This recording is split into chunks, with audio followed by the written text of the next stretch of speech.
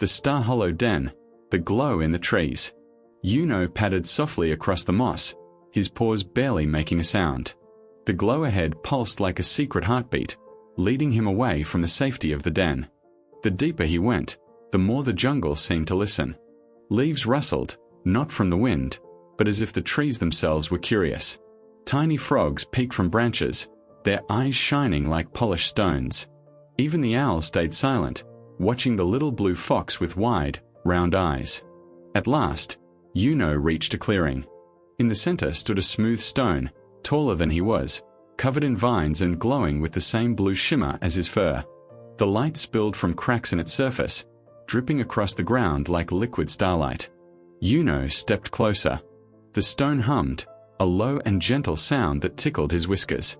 When he touched it with his paw, the vines curled away, and the glow spread brighter. From the stone rose a trail of floating lights, like stars unhooked from the sky. They swirled above his head, then darted into the jungle, pointing the way forward. Yuno's heart beat fast. The animals whispered that the star hollow gave him magic, but maybe this was where that magic wanted to lead him.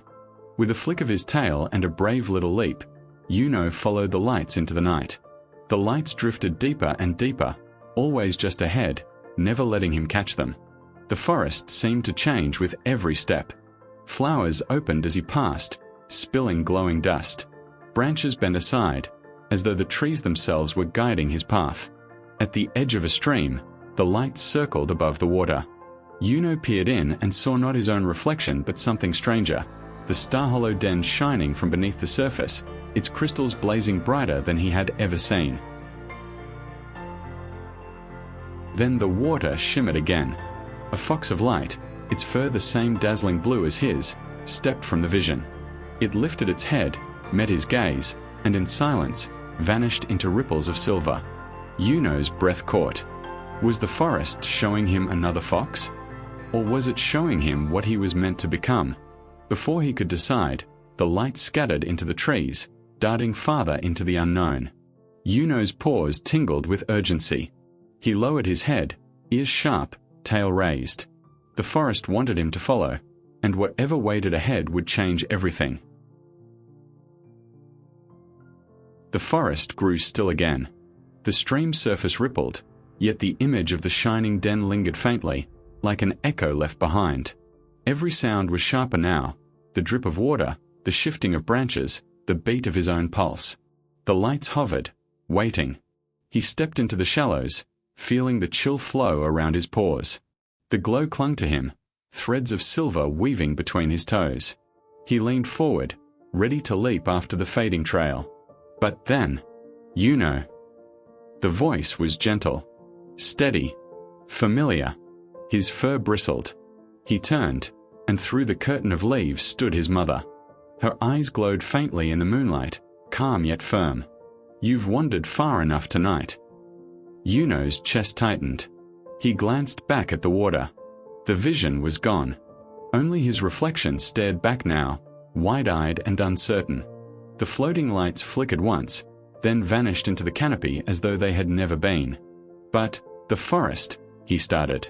His mother stepped closer, brushing her tail against his. The forest has always whispered, "Little one. Some secrets it will show you, but only when you are ready." Yuno lowered his ears. The thrill of discovery burned inside him, tangled with frustration. Ready. He felt ready now. The stone, the lights, the fox of silver, they weren't dreams. They wanted him to follow. Yet his mother's gaze held him still. Warm. Unyielding. "Come," she said softly. "The night is deep. Tomorrow, the den will still be here. And so will the path." Yuno looked once more at the stream. The surface shimmered faintly, as though hiding something just beneath. His whiskers twitched. The mystery hadn't ended. It had only hidden itself again, waiting. He padded after his mother, paws quiet against the moss. Behind him, in the dark, the trees seemed to lean closer, as if keeping their secret a little longer. And as Yuno slipped back into the safety of the den, he knew the forest wasn't done with him. Not yet. Stay tuned for the next Yuno the Blue Fox episode. Like and subscribe for more. Thank you for watching.